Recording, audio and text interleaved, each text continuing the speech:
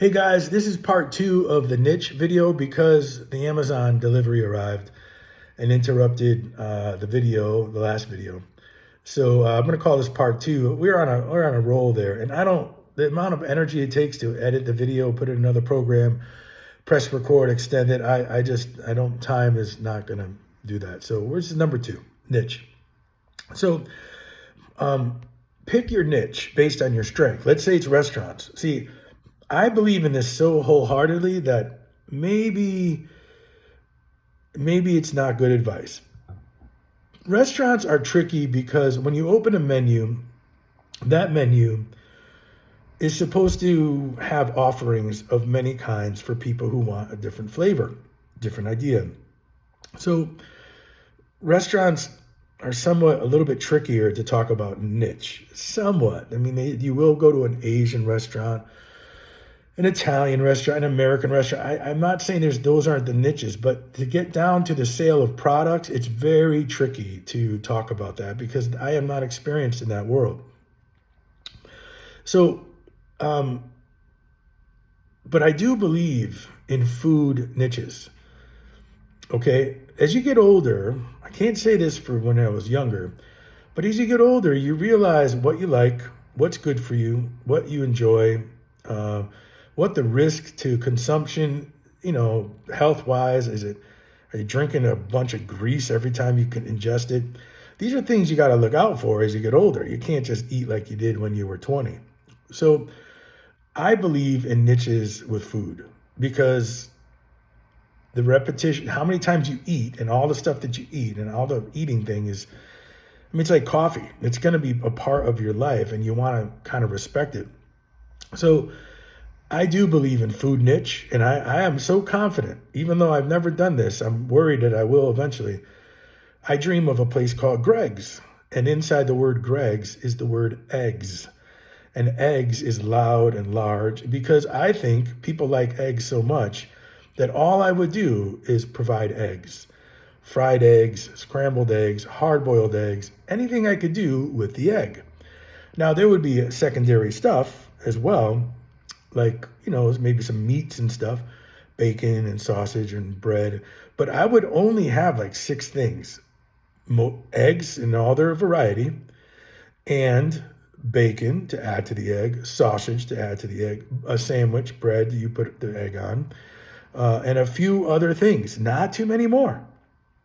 Potatoes boiled so you could add, you know what I'm saying? And all I would do is sell eggs as Greg's with my awesome marketing of the word eggs in my name. And that's not even my real name. It's Gregory with one G, but I would make the sacrifice. So you see what I'm saying? This is how I think because I eat eggs. I love eggs. Eggs are amazing. They've been lying to us since the 80s saying eggs are bad for you. Eggs are so freaking good for you. They are like a burst of energy. So would it work? I don't know. I don't know. I'm not into trying it right now. I don't have the energy or the money to sit in a box and hope people arrive and eat my eggs. That's not happening for me right now. But it's a niche, is what I'm trying to tell you. I was a niche in show choir, one of the only, if not, and in fact, I'm confident in this. People have copied me since. Yeah, boy. People have looked me up and stolen my name and stolen my website and stolen my ideas, started their ideas in other states, which is fine. That's all. What do they say? Imitation is flattery or something like that. So that's fine. But I started it. I invented all of these ideas. I went looking. Believe me, before I opened, I searched aggressively across the world if my ideas were either copied or existed or named. And like I told you, Backbeat Village was a band in England. So I immediately was sad because I was going to say it takes a village to raise a child. I was all heartbroken until those citizens, those strangers, told me to name it Backbeat City, and then I got a rebirth. And I was like, oh, the double yellow lines are mine. Okay? Now, nobody was running for-profit, tuition-based show choir schools in the entire world, according to the internet. I invented that. Hate me all you want. Love me if you do. And I'm proud of that. And I still walk around going, did I invent show choir? No. Did Ray Kroc invent a hamburger? No. It was invented in New Haven, Connecticut. Did Steve Jobs invent programming? No. But everybody I'm listing, me included, is called a creative entrepreneur. The niche, if it's new, and it doesn't have to be. I got to be careful because I'm about to go into a whole nother topic. So let me just calm down. Okay. When you're niching, I talked about automobiles, right? Mechanics. That is a world very tricky to niche in, but understandable. I don't know this world, but transmissions seem to be extremely expensive, hard, heavy. And I noticed that there's companies who just do transmissions. I think I understand why. They're constructed in a very special way. They're very fragile and they're very unique, and they make your car go or stop and all that. The most, probably most important thing, second to the brakes. And I said restaurants, menus are extensive. You ever go to a restaurant? If you're old enough, you've been to a diner. This is amazing to me. Also, kind of disgusting. You go to a diner, especially a Greek diner in some city, they give you a menu. It's 14 pages, 25 pages, both sides. You're like, huh? They have escargot, eggs, hamburgers, tzatziki sauce, pasta, filet mignon, poached salmon, egg fouillon, meatballs. What is that fish? What is that fish? In Connecticut, it's always on there. Oh man, I forget. It's so funny. Like steamed pike. What I'm getting at is that's not niched, and that is going to suffer at a quality because all of that stuff has to be frozen for months or years. Sturgeon, that's the word. Marinated sturgeon, which comes out of dirty rivers. And I'm not knocking my diners. I love my diners. But that's great pizza. So you got to use your common sense and go, this place is only 3,000 square feet. Where on earth are they storing 27 pages of products? Where's the sturgeon? Frozen next to the pizza, next to the lemons, next to the pineapple pina colada. It's very old school to do that. It is not recommended. And most of all, we're getting smarter, and we don't want to know that you have 6-month-old sturgeon frozen. That's what I'm buying. That's why a lot of drunk people end up in diners, because when we're drunk, we're okay with eating old sturgeon. You see what I'm getting at? Niching, in my opinion, is smarter because when I want to ingest, and we're talking food again because I got a little belly, I'm going to continuously go where the food is fresh, clean, good, affordable, trusted, and I'm going to ingest that food. There's these new salad bar companies I think are amazing. You go to a salad, I don't know their names, I'm horrible, but I think one of them is called Salad Bar.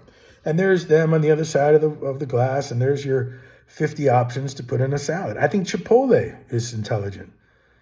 25 ideas. You want some rice? You want some corn? You want some meat, chicken? Here you go. You're out of here. They're niching. You don't get to go, oh, I want a hamburger at Chipotle. No. This and even Subway has gone off the rails. I mean, they are off the rails. They just processed food is nothing. They're not ashamed of serving you processed food. So you're not going to get an experience that is really of quality. You're going to get an experience that suits the bill. Okay, so niche like crazy. If you're a fashion person and you're deciding your product, I know a girl, I don't know if she's still doing it, but she would knit hats and scarves. Hats like snow hats to keep your head warm. Now, she was a machine, just making hat after hat after hat after hat. She could produce with her own hands, like, I don't know, 10, 20 hats a week, maybe more. So now she has all these products. You don't even have to have a store these days. You just go online and niche your knitted caps. I think this is the way of the world. The niche, like you would want to, like I want to eat eggs at a place that knows how to make eggs, not eat eggs at a place who's looking forward to cooking ribs after 12 for their clients. You don't care about your eggs. It's human nature. It's okay. So niche away and watch people trust the fact that you only focus on a few things. I'm going to share this tidbit with you. My business was a performing arts school, and I didn't grow up with sisters. I was never really around growing up girls except my girlfriends and my friends. I didn't have a lot of exposure to girls and their idiosyncrasies, like living with them, like they're living in a house with a sister. I didn't have that. But when I went into business, I got pressured. And they didn't do anything. I was so insecure about what I was doing that I thought, look at all these dance companies. Dance is everywhere. Girls are dancing. I'm not a dancer.